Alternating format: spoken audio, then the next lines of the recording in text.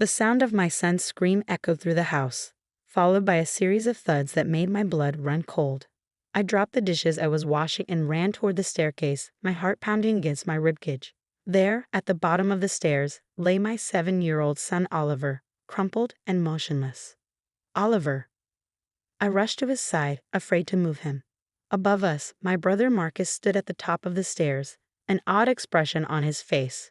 Not concern, not shock, but something that looked disturbingly like satisfaction. Mom, Dad, I screamed, carefully checking Oliver for obvious injuries. He was conscious but crying, clutching his side. My parents rushed in from the backyard, where they'd been enjoying their Sunday afternoon tea. What happened? My mother asked, looking between Oliver and Marcus. Before I could speak, Marcus called down. We were just playing around, weren't we, buddy? Some rough housing got out of hand. He descended the stairs slowly, hands in his pockets. Kids need to toughen up these days. Playing? I spat, feeling Oliver trembling under my touch. He pushed him. I heard Oliver say stop before he screamed. Now, Amanda. My father stepped forward, his voice carrying that familiar patronizing tone. Boys will be boys. I'm sure Marcus didn't mean any harm. I couldn't believe what I was hearing. Oliver was clearly injured, yet they were already making excuses for Marcus. But then again, they always did. My 30-year-old brother had never faced consequences for his actions, not when he broke my arm during play fighting, when we were kids, not when he accidentally pushed his ex-girlfriend's car into a ditch, and apparently not now. He's fine, Marcus said, reaching down to ruffle Oliver's hair. My son flinched away, whimpering. See, he's just being dramatic. Like his mother. Don't touch him, I warned, pulling Oliver closer. Mom, Dad, he did this on purpose. Oliver's been afraid of Marcus ever since he moved back home. This isn't the first time. My mother's face hardened. Amanda, don't start with your accusations. Your brother's going through a rough time since losing his job. He doesn't need this drama. Drama? I looked down at Oliver, who was still holding his side, tears streaming down his face. My son is hurt. He'll walk it off, my father declared. Now let's all calm down and have some tea. Oliver, stop crying. You're a big boy now. I felt something snap inside me. Years of watching them coddle Marcus, years of being told I was overreacting, years of having my concerns dismissed. It all crystallized into a moment of absolute clarity. We're going to the hospital, I announced, carefully helping Oliver to his feet. He cried out in pain, nearly collapsing. Don't be ridiculous, my mother huffed. You'll just waste everyone's time and money. Put some ice on it and he'll be fine. Marcus stepped closer, his 6'2" frame towering over us. Listen to Mom, Amanda. You're making a big deal out of nothing. Like always. I met his eyes, seeing the same cold amusement I'd seen countless times before. My brother, the golden child, who could do no wrong. Who'd been terrorizing me since childhood, and now thought he could do the same to my son. Back off, Marcus, I warned, supporting Oliver as we moved toward the door. Mom, Dad, I'm taking my son to the emergency room. You can either support that decision or stay here with your precious son who did nothing wrong. As usual. Amanda, my father's voice boomed. You're overreacting. This is family business. We handle these things privately. I turned back, one hand on the door. No, Dad. Not anymore. Not with my son.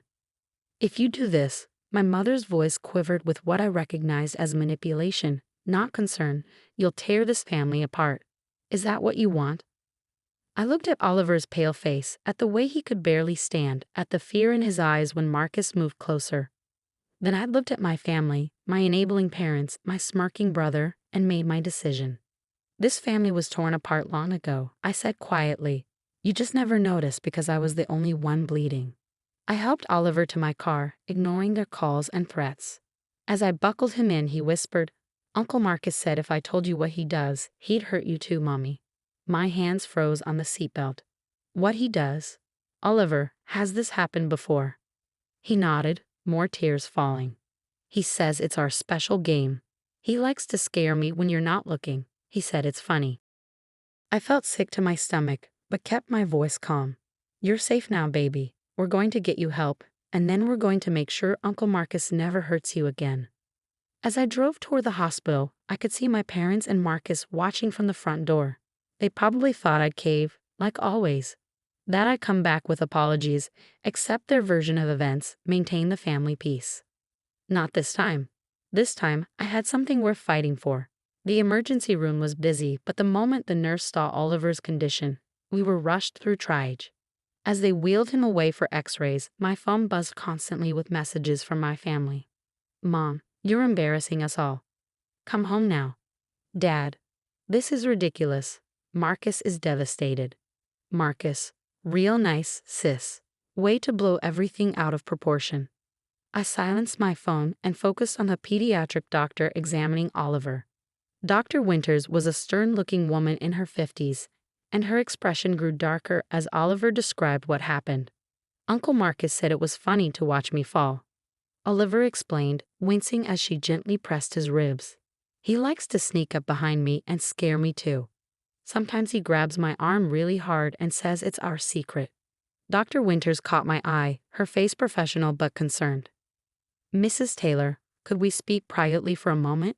She turned to the nurse. Stay with Oliver, please.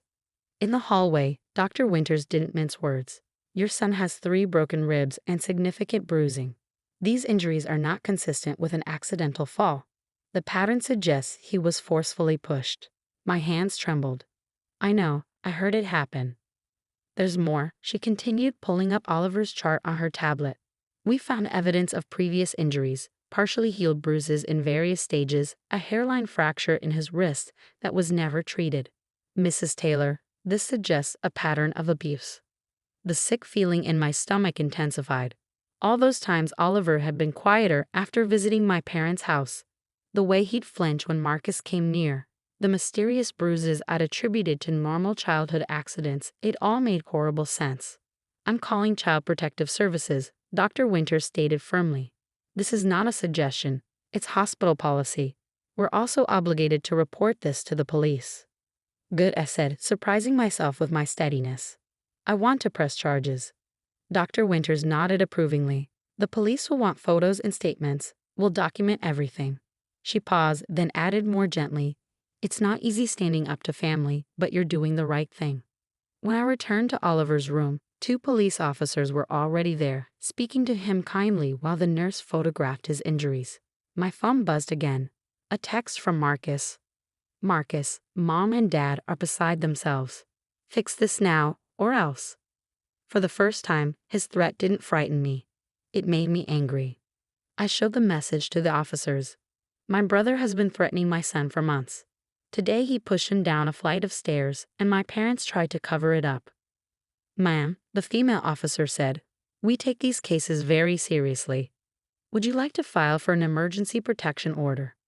Yes, I replied without hesitation. For both of us. The next few hours were a blur of statements, photographs, and paperwork. The CPS worker arrived, a compassionate woman named Diana who listened intently as I described the family dynamics, Marcus's history of violence, and my parents' pattern of enablement. You're not alone, Diana assured me. We see this often, families protecting abusers, gaslighting victims, pressuring them to stay quiet. But you've broken that cycle. You've protected your son. A knock at the door interrupted us. My parents stood there, looking both angry and bewildered. Behind them, Marcus loomed, his face dark with rage. What have you done? My mother hissed, trying to enter the room. The police officer blocked her way. Ma'am, you can't be here. There's a protection order in place. Protection order? My father exploded. Against family? Amanda, stop this nonsense right now. Marcus stepped forward, his voice dangerously low. You've really done it this time, sis. The change was immediate. Both officers moved to intercept him, one hand on their weapons. Sir, step back. You're not allowed near this room. These are serious allegations, the female officer warned. I suggest you all leave now, or we'll have to take action. I watched as my family was escorted out, their protests echoing down the hallway. My mother's tears, my father's threats, Marcus's cold stare, none of it affected me anymore. I turned back to Oliver, who was finally resting after receiving pain medication. Mrs. Taylor, Diana said softly, We've arranged for you and Oliver to stay at a secure location tonight. Tomorrow, we'll help you file for permanent restraining orders and discuss your options." I nodded, stroking Oliver's hair. He stirred slightly, then whispered, "Are we safe now, Mommy?" "Yes, baby," I promised, and for the first time, I truly believed it. "We're safe now." Diana touched my shoulder gently. "You've shown incredible courage today. Many people never find the strength to stand up to family abuse." I looked down at my sleeping son, thinking of all the times I'd stayed quiet, made excuses, accepted their version of events. Never again. My family could call it rough play, but the x-rays told the truth. The bruises told the truth. And now finally, so would I 3 months later. I sat in a courtroom, watching Marcus plead not guilty despite the overwhelming evidence against him. The district attorney had built a solid case, medical records, photographs, Oliver's recorded testimony, and even text messages from my parents attempting to pressure me into dropping the charges. My mother and father sat behind Marcus, both dressed in their Sunday bests, still playing the role of devoted parents supporting their wrongly accused son. They refused to look at me.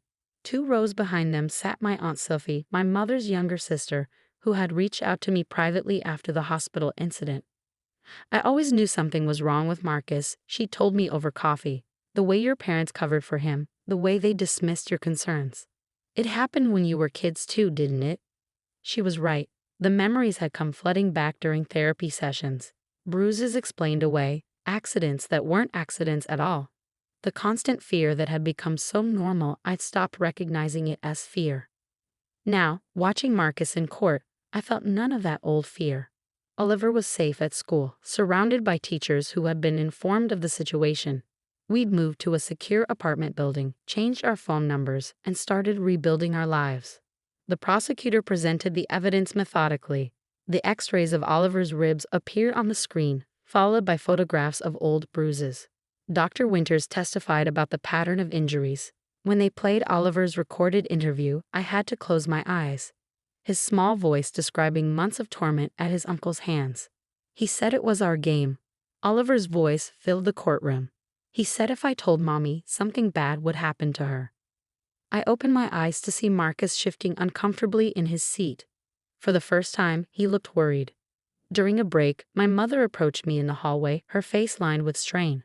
"It's not too late," she whispered. "You can still tell them it was a misunderstanding. Think about what this is doing to our family." I looked at her, and saw what I'd never allowed myself to see before.